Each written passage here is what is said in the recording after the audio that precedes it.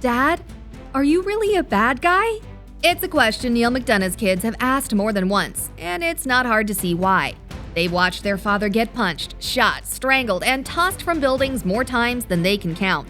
To them, it probably looks like the whole world sees their dad as a villain.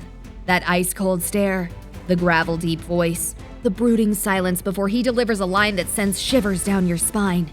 He's become Hollywood's go-to villain, often meeting a brutal end in the most memorable ways. But behind the piercing blue eyes and stern scowl is a man with a far deeper story. Neal isn't the bad guy they want you to think he is. He's the guy who laughs easily, who lovingly calls his childhood self the Hatster, a nickname his brother gave him after teasing him about the size of his head. He's the guy whose proudest possession is a vintage El Camino Royal Knight, gifted to him by his wife to mark his 1-year anniversary of sobriety. You don't see those parts on camera. You see the villain, the mob boss, the assassin, the misogynist who doesn't like women. Long before Neal became a Hollywood heavy hitter, long before he started getting shot, stabbed, and thrown off buildings in movies, he was just a lanky kid growing up in Cape Cod. Baseball, hockey, repeat. That was life. But for Neal, a single unwavering conviction cost him everything. McDonough refused to perform intimate or sexual scenes with any woman other than his wife. No exceptions. This personal vow wasn't new. Even during his 2008-09 stint on Desperate Housewives, he had a strict no-kissing rule, so firm that the show's creator had to write around it. "I won't kiss any other woman because these lips are meant for one woman," McDonough has often said of his wife, Ruve. But in 2010, that principled stance came to a head. Just 3 days into filming the ABC series Scoundrels, McDonough was abruptly fired for refusing to do on-screen sex scenes with his co-star. The show's run ended quickly, but the fallout for McDonough was far more severe. He found himself blacklisted in Hollywood virtually overnight. Hollywood's reaction was swift. McDonough later recalled that for a time he couldn't land any roles at all. "There was a time when I wasn't working. I couldn't get a job because people thought I was this crazy religious guy," he explained.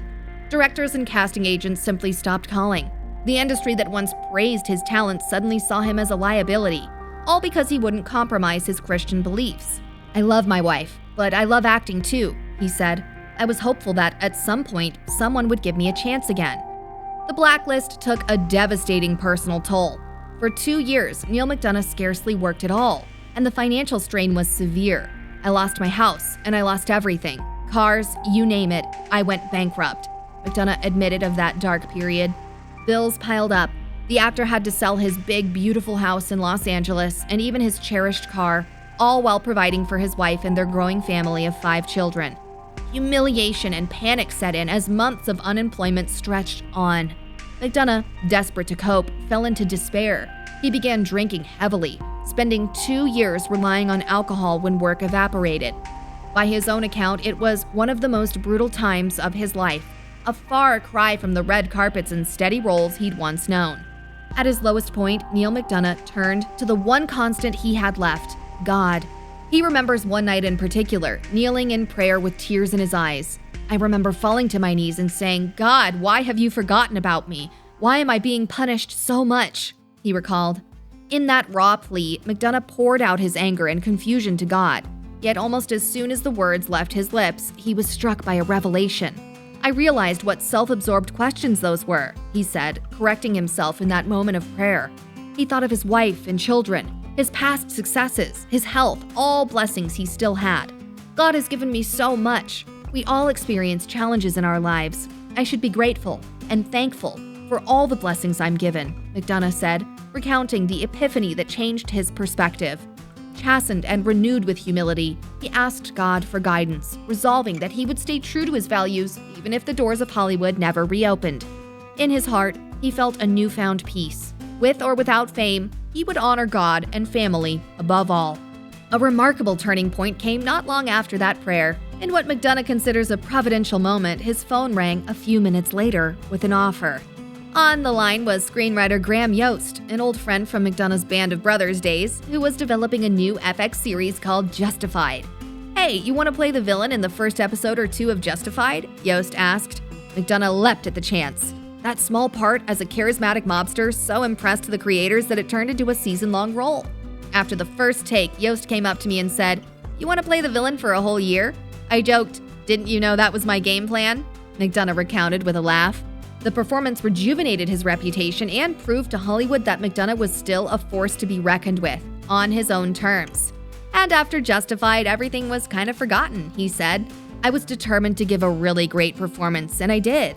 It was the start of a comeback born of talent, timing, and faith.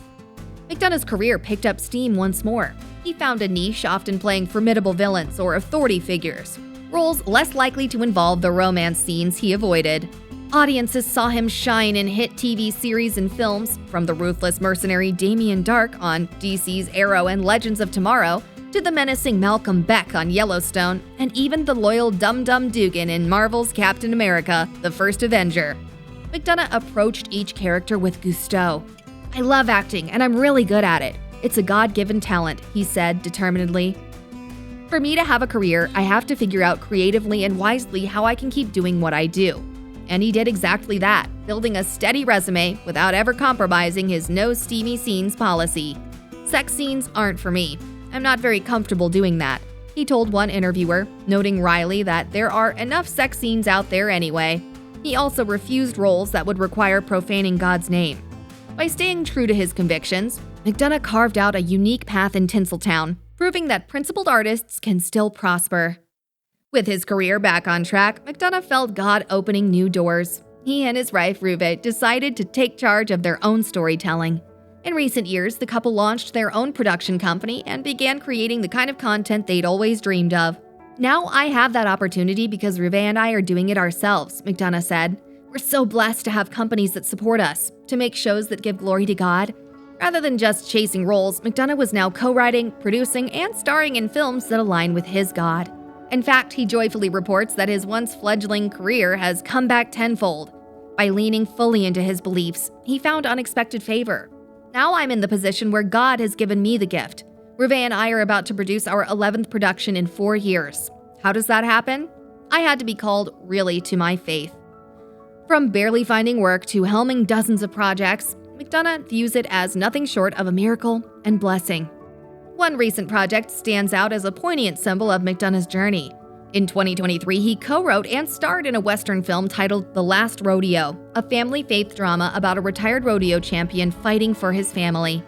Fittingly, the movie allowed McDonough to be the hero and finally get the girl at the end without violating his principles. How?